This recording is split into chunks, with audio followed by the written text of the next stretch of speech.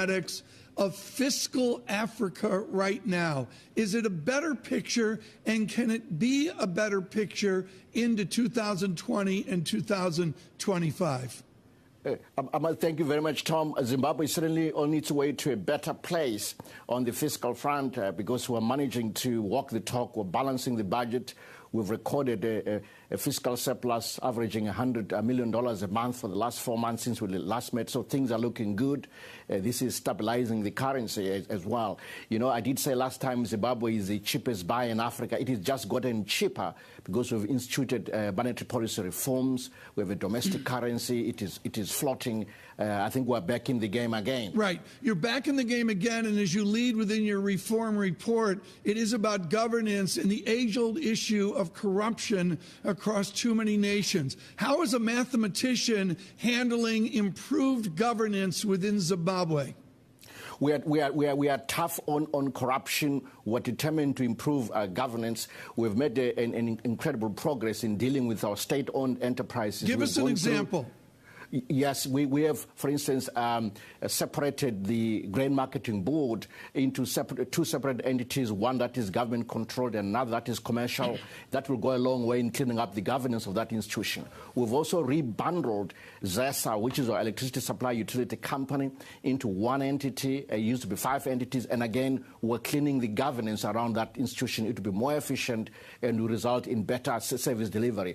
All the way through, we're improving governance and we're tough on corruption, but also shining the torch on corruption. Recently, we removed the previous anti-corruption commission, and we're nominating new members and going to strengthen that commission and allow it to do its job.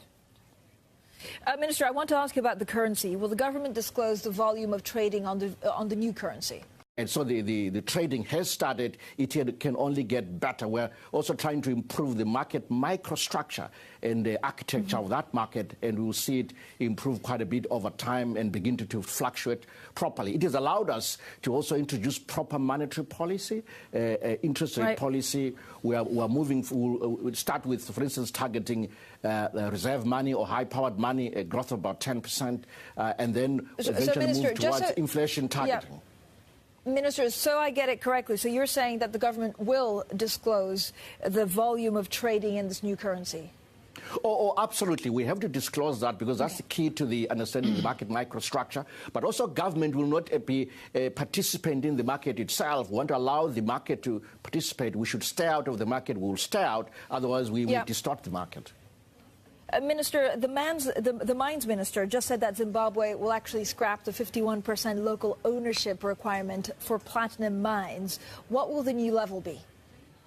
Oh, you can own 100% of any mining investment, any investment in Zimbabwe. That's what is coming through. We're removing that indigenization rule, which is discouraging foreign direct investment.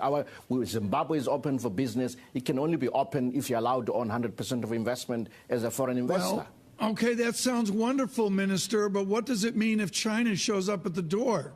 Are you going to put a big for sale sign on Zimbabwe when China shows up with all that FDI? Well, you know, Zimbabwe is open for business, open for anyone. I'm here in the U.S., and that's been my message. In fact, something progressive is happening. We've seen General Electric, for example, bid for building a huge power project on the Zambezi River, which we're developing jointly with Zambia. In fact, they've actually are working together on a JV with China, a Chinese company, to do that. So we're open to business. We're open to anyone. And I think it's fair to say that Chinese investors do have a big check, and Africa has a huge infrastructure deficit. So it's not surprising to see Chinese investors